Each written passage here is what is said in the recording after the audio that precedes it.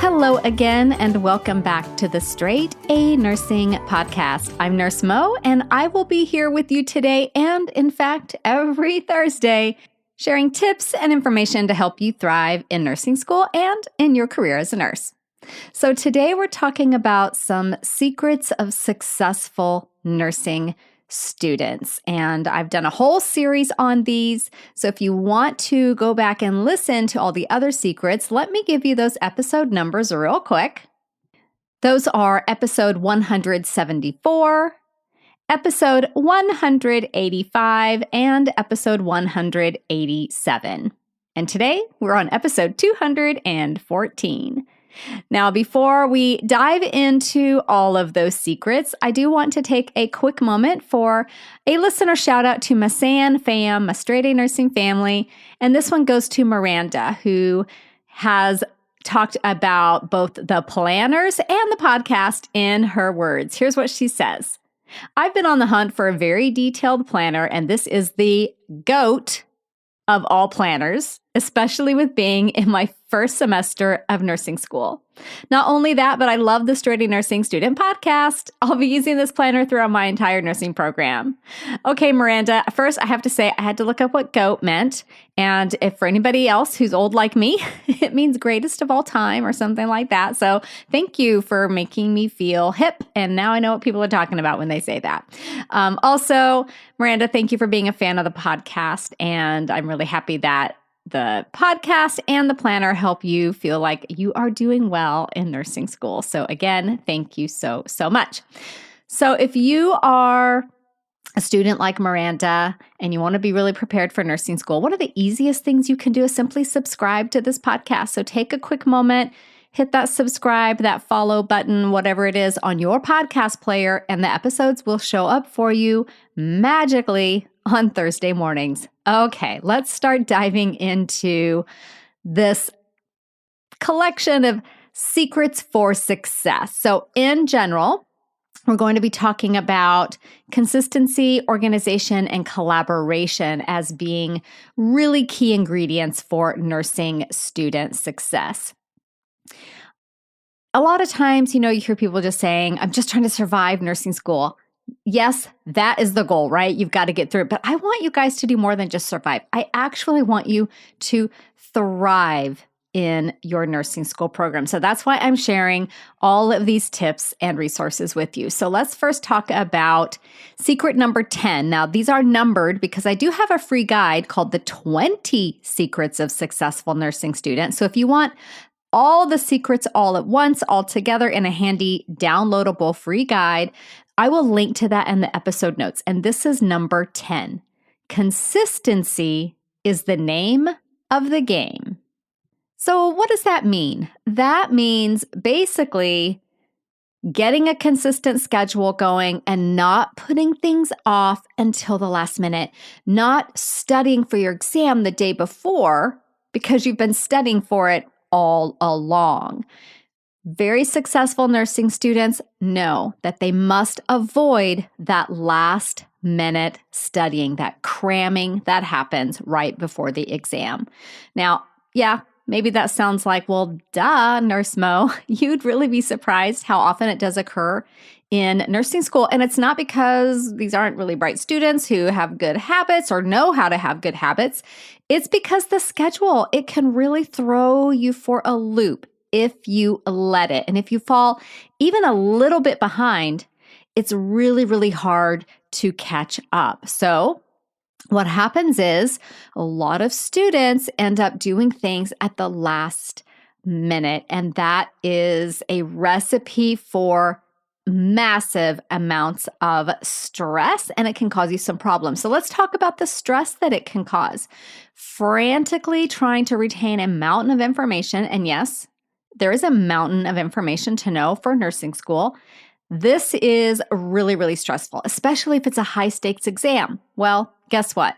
Most exams, if not all exams in nursing school, are high-stakes exams because of the weight of exam grades, because of the grading scale that is often used. It's often very, very stringent. So taking a high-stakes exam, having to study at the last minute for that is one of the most stressful things that a nursing student could do. So, studying under stressful conditions really increases the risk that you'll test under stressful conditions also. So, if you're interested in learning more about test anxiety, which is a really big issue in nursing school, then you want to go listen to episode 67. Episode 67 about test anxiety. Another reason that this last minute studying isn't helpful for you in nursing school is that it sets you up for what my first semester med-surg instructor called SCARF and BARF. Basically, what you take in quickly, you lose quickly. Cramming for an exam is SCARF and BARF. You scarf down the information. Imagine if you hadn't eaten in a couple of days and you were really, really hungry, you would scarf down whatever was in front of you, right? And then really big chance that it would all come right back up, right? So you scarf down the information and then you basically regurgitate it back onto the exam and then forget about it. And I have to say, yeah, I've done that 100%. Raise your hand if you've done that. I didn't do it in nursing school because that's not how nursing school works. I did it in, after my statistics final, I probably forgot how to do all of that stuff. Like that was probably the most difficult class that I took. Ask me to do an organic chemistry equation. I could not do that now, even though I really loved doing it at the time. Could not do it now, completely forgot about it. Nursing school is not about memorizing things. It's not about memorizing facts for an exam. It's about understanding and being able to apply broad concepts. So the things that you're cramming or that you could be cramming at the last minute if you were studying for an exam that's happening in a few hours are things that you're going to need to apply to a care plan next week, the exam you're taking next month, or the clinical simulation or clinical scenario you find yourself in at the bedside. So there's none of this learn it, forget it, or memorize it, forget it in nursing school because everything builds. You have to basically understand all of it. Another reason that you want to avoid this last minute studying is, of course, it's going to cause you to lose out on sleep. Obviously, staying up until all hours of the night to study means less sleep is happening, and trading sleep for study time is a really dangerous practice in nursing school, and it can lead to serious sleep deprivation, higher levels of stress, and poorer academic performance. And that's not just my opinion. That's facts. That's the studies. That's the research. And I don't know about you. I do not want to go into a high stakes exam on 3 hours of sleep. So making consistency part of your habit is really helpful in that regard, just all on its own. And then the last reason, and there's probably more, but the last one I'll mention is that it wastes time in the long run. When you cram in information and then forget it, guess what? You have to do it again when that next assignment, that next exam comes up. And this wastes your time because you're relearning or rememorizing over and over again the things that you need to know. You have poorer understanding of concepts. And guess what happens when you don't really understand the broad concepts? You have more stress. So I'm definitely not a fan of stress in nursing school. It's stressful enough at baseline. It's stressful enough if you're doing everything 100% right. So why add extra onto your plate? So what does this look like in action for a successful student, right? How would you implement this? So for starters, it involves managing your time effectively so that there really isn't any need to cram things in at the last minute. Most successful students are those who study consistently.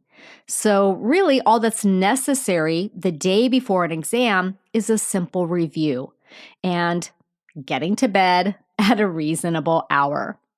So by preparing consistently always studying, always being on top of what you need to know, you set yourself up to really learn the information, not just memorize it, learn it. And then it can be way more easily relegated into your long-term memory. And what happens when you have something in your long-term memory that you know that's part of who you are, this leads to confidence that you know the material. It leads to trust that you've prepared well, trust in yourself, which is huge when it comes to test anxiety. And if you go and listen to episode 67, you'll see what I mean. And a lot more focus, a feeling of focus and calm during your exams. And if that sounds kind of great to you, then yes, consistency is absolutely key. So I want you to do it if you're not out walking or driving and you have a moment. Can you pause this episode and just take a moment and just kind of do like a brain dump of all the ways that cramming for an exam actually makes you feel? Like what is going on inside you as you're cramming? What thoughts are going through your mind? For me, I feel like a tightness in my chest, kind of a not necessarily queasy feeling in my stomach, but that anxiety feeling in your stomach. I don't really know how to describe it, but if you felt it, you're like, I got it. I know exactly what you're talking about. And then my mind, while I'm trying to study, is also on a loop. A message is going on a loop in my head saying, I'm never going to get all this. Oh, I got to get all this. How am I going to remember all this? I need to remember all this. How am I going to do this on the test? Why did I wait till the last minute? This is too much, and on and on. And so that whole, negative loop monologue is just happening in the background while I'm also trying to study. So that's what I feel like, and I don't like it. So take a moment and do that exercise and really decide for yourself, am I willing to keep doing this? Is this okay to me? And if the answer is no, then getting that consistent and persistent study schedule together as you're planning out your time, as you're planning out your week, is going to be absolutely life-changing.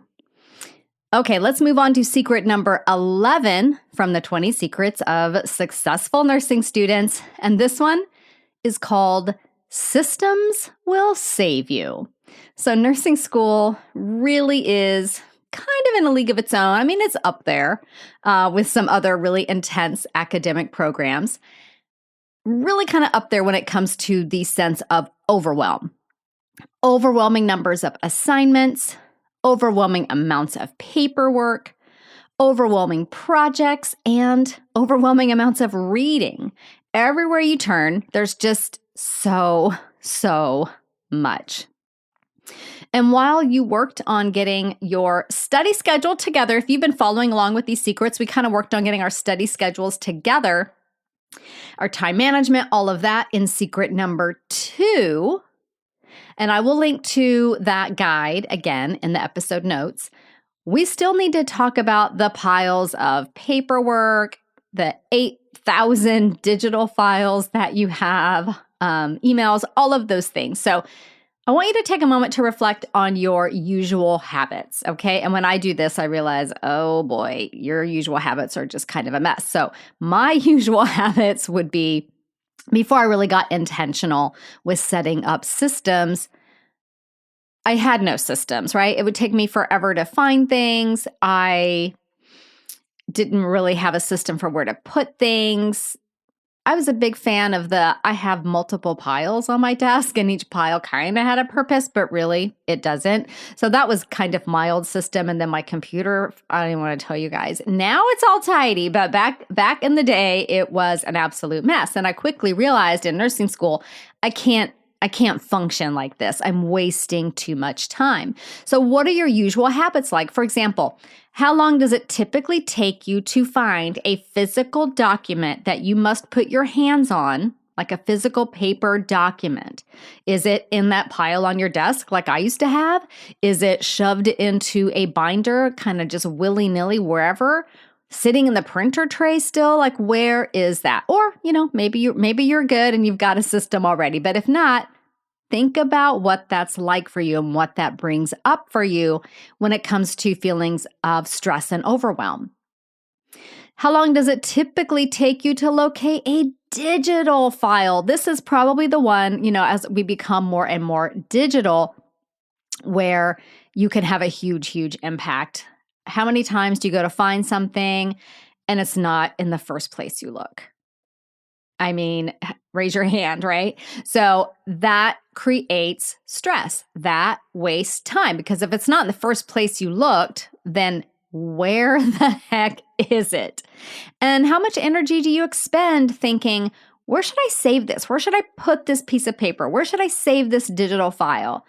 Maybe to avoid that, you just save everything on your desktop or that main, cloud storage folder without putting things into an organized system.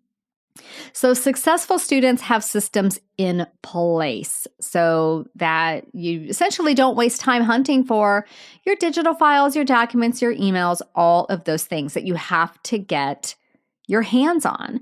And, I go through this on a regular basis. Okay. I do have systems in place. The key with systems is you have to keep on top of them. And yeah, sometimes my life will get really busy and I'll kind of fall away from using my system. And then I notice when I'm having to use more than 30 seconds, more than 30 to 60 seconds to find a document, I know, okay, I got to get my systems back on track. When I was a nursing student, I remember first semester early on, thank goodness, because this one thing really saved me. I realized I was spending 5, 10, 15 minutes looking for information that I knew was there. I had put it somewhere, and I knew quickly I did not have time for that, because if you're doing that multiple times a day, you're not just wasting a few minutes. You could waste half an hour, 1 hour. Do you know what that hour is? That's sleep time. Hello. That is an hour that you have to stay up later to get your work done. So I wasn't willing to trade that just simply by being unorganized and not having systems in place. So your goal as a successful nursing student should be that you can locate, again, any document, any piece of paper, any tidbit of information in less than a minute. I would even say 30 seconds, but I'll give you a full minute. And if you can do that, you're so way ahead of the game. And if you're not in nursing school yet, I know you might be thinking, really, is that going to make that big of a difference? Yes, just trust me on this one. I've never led you guys wrong, so trust me on this one. So here are some tips for getting your systems in place. If you do want to go deeper, I talk about these in much more detail in my nursing school prep course, Crucial Concepts Bootcamp. So if you're interested in that, I'll put the link in the episode notes for that also. So the first thing is you got to get the system set up before classes start.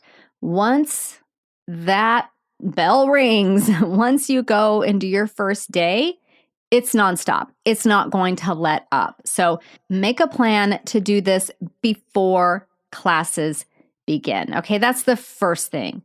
And what I advise students to do is simply set up in advance a consistent and logical digital filing system for each class. And that way, when digital paperwork comes in, you already know where to put it, okay? And then later, you know where to find it. I want you to adopt a one and done mindset around managing your paperwork, your digital files, your emails, all of that clutter. So before you set a piece of paper down, before you close out an email or X out of an online document, ask yourself, do I need this again?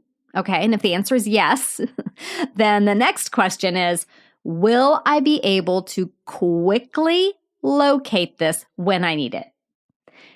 And if the answer is no, rethink where you're going to put that information or put that piece of paper. Don't just save it to the desktop. Don't just leave the email languishing in your inbox along with 20,000 others. Don't just shove a piece of paper into your, that front pocket of your binder. Put it in a place where your future self will be able to locate it quickly and easily. So just be thinking about that future self of yours and how you're kind of doing that person a solid right now by putting this in a logical place. So future self will look back and say, thank you, past self. That was really easy. I'd also like you to set up a system for organizing your emails. So again, keeping your inbox clear is really, really helpful. It lowers your digital clutter, your mental clutter if your inbox is clear. And I'm not saying you have to get to inbox zero. That might be a little bit of a lofty goal for a nursing student, but not just letting things accumulate there. So I also talk about email clutter in my 5-day challenge. If you want to really tackle a lot of organizational things in 5 days, I do have a self-paced 5-day challenge. And if you go to my website, I'll put the link to it so you can find it easily. But if you look at that, the 5-day challenge, it's called Don't Get Overwhelmed, Get Organized. And we go through 5 different kind of key life areas to get organized before nursing school starts. And email is one of the big things that we talk about. So that's really cool. And what's even cooler is that we go through it live occasionally together as a group. So it is self-paced, but there's also a live component that happens around July, around the first part of the year as well, where if you want to do it with support, with me going along with it, along with you in our private Facebook group, that's super cool too. So you might want to check that out. Okay, so the next thing that I want to talk about is digital note-taking. A lot of students are taking their notes on their iPad, which is so cool. I love my iPad. I use GoodNotes a ton. It's really great. Notability is the same way. I can't speak to Android apps. Honestly, I don't know if GoodNotes or Notability come in Android apps. They might, but there could be something comparable. It enables you to take notes, digitally, handwriting notes on your iPad, which is great. It's searchable. It can organize everything beautifully.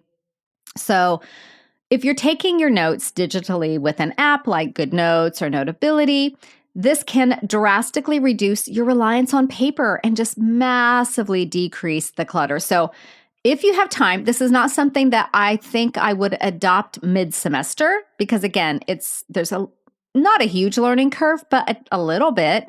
I don't know that is the best use of your time and mental energy. But if you're on a break and you've got, a little bit of time, definitely check it out. It can really, really make a huge difference in your paper clutter and paper management. And then if you are using paper, and I still do love paper, then implementing a system for handwritten notes, for paperwork, printed documents, references, handouts, all those things that you might have in physical form. That could be my 2-binder system that I teach you in the boot camp. It could be one of those filing accordion file things. It could be your own binder system, but have a system is my point. So do what works for you there, but have a way to quickly know where to put things and where to find things. So if you are sitting at a desk or somewhere and you've got your calendar handy, take a minute to look at that calendar, look at your schedule, and maybe block out some time to set up your systems. And I would say give yourself 2-ish, maybe 3-ish hours, especially if you're gonna dive into email, it might take a little bit longer. So give yourself some time. If you write it down, if you schedule it, it's way more likely to happen than if you just think, oh yeah, Nurse Mo said I should probably look at getting my computer organized. That's a great idea, but is it an actionable item? Put it in your calendar. Okay. And then secret number 12, the last one that we're going to talk about today, is about collaboration. And collaboration is key in nursing school. Now, I know to get into the program, you likely had to work very, very, very hard. And in a lot of cases, students are in direct competition with their peers to get that spot in that program. Some programs are really impacted, really competitive, and you are in competition with the people that you're going through microbiology with and anatomy and physiology with and all of those classes. So it's kind of part of your habit, I guess, to feel competitive, right? To feel like, oh, I have to be the best. I have to do the best. But now is the time to set that competitiveness aside. You can still be competitive with yourself, always setting the bar higher for yourself. But I want you to embrace collaboration. So a competitive attitude, when you're competitive against peers, that kind of attitude in nursing school, it's not going to help anyone, okay? It fosters a negative environment and can even, devolve into pettiness and just real negative, unwanted behavior, judgment, envy, things like that. Things that you don't have time for, things that you don't have the mental, emotional space to deal with. By collaborating with the others in your cohort, you foster an environment of positivity, encouragement, professionalism, and kindness. And I don't know about you, but that's way more my style than an environment of pettiness, judgment, envy, and competition, right? So another really important reason to embrace collaboration is that nursing is a team sport. You guys, the number of times a classmate when I was in clinical or a coworker has jumped in to help me with a situation, 1,000,000 times too numerous to count, okay? You cannot survive out there on your own. Let's start that collaborative environment attitude now. Whether I've got a crashing patient who needs to be, emergently intubated or have some kind of immediate intervention, or if I'm just starving and I just need to go take a quick break, or maybe I just don't remember how to do a specific skill because I haven't done it in a long time or it's a new piece of equipment to me. I've relied on the collaboration and generosity of my coworkers time and time again. So it's just such a key part of nursing, and I think it should be a key part of nursing school as well. Now, again, if you've been that competitive student in the past, this doesn't mean you need to lower the bar for yourself. Absolutely not. Be competitive with yourself. Again, not with your classmates, okay? Set the bar high for yourself, but don't set it in such a way that it creates that negative environment. Start helping, start supporting one another now, and you will set yourself up for a long, rewarding career with the best people and the most amazing, amazing teamwork you've ever experienced. It's just one of my absolute favorite things about my job. So some ideas for fostering a collaborative environment in nursing school are, and these are easy, you guys. Introduce yourself to other students in that first week of class. So basically, get to know your classmates, okay? Volunteer to lead a group project, not every group project.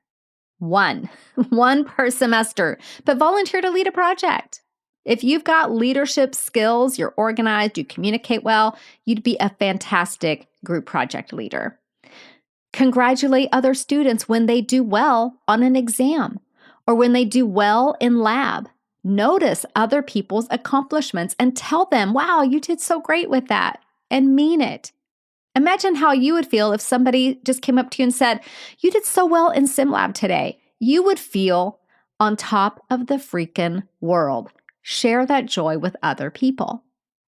Forming a small study group, and you guys know how I feel about study groups, but form a small study group, okay? But just be sure to follow the advice I give you in episode 74. And I also have tips for that in that 20 Secrets guide as well. Another simple thing to do is avoid bragging about your grades, complaining about your grades, comparing your grades to other students. It's nobody's business what your grade is. It's none of your business what their grade is. We're all in this together. We're all trying to become nurses. Let's support each other and celebrate our wins. Another idea is to offer to practice a new skill with the classmate.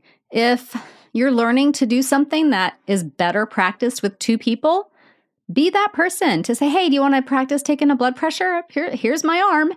Things like that. It's a simple thing. And yes, other students are going to need help from time to time. You might need help from time to time.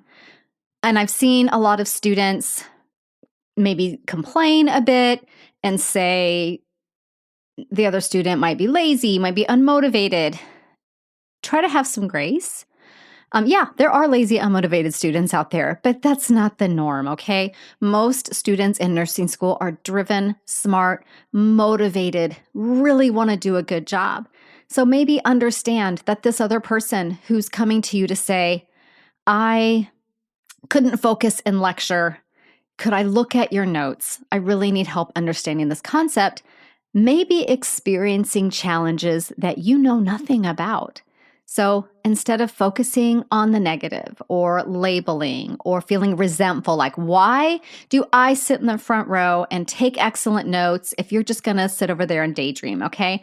Try not to go there with your mind. Focus on something more empowering for both you and the other student. Ask, is there anything I can do to help? Maybe it's just simply sharing your notes from that day, or maybe they would benefit from a quick 30-minute study session. You both would actually benefit from that, because one of the best ways to really learn a concept is to explain it to someone else. So that is a win-win-win for sure. And then lastly, just simply helping each other in clinical. Nursing is 1000% so much more fun with a friend. I guarantee it. So again, I've got that free guide, The 20 Secrets of Successful Nursing Students, linked in the episode notes. And all of this was also written out on my website in the blog article that accompanies this episode.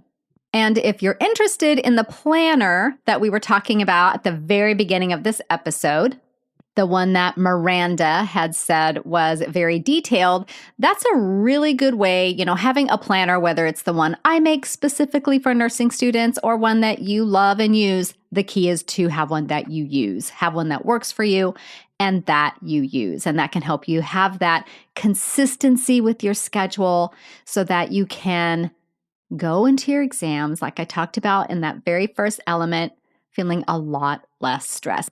So you can check that out. I've linked to it in the episode notes. So if you are subscribed to this podcast, and I certainly hope that you are, next Thursday, like magic, you're going to see a pharmacology episode show up for you. We are going to be talking about bisphosphonates next week. Same time, same place. So if you haven't yet subscribed, please do so. I would hate for you to miss out on a single lesson. See you soon. Bye for now. This podcast is brought to you by Straight A Nursing.